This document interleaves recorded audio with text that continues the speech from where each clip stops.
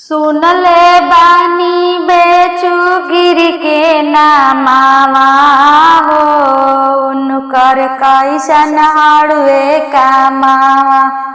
सुनले बानी बेचू गिर के नामावा हो, उनकर कैसन हड़ुए कामावा।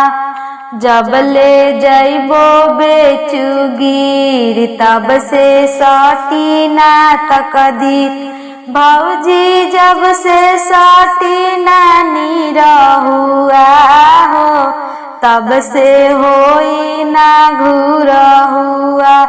भौजी जब से सटी नानी रहुआ हो, तब से होई ना घिरहुआ।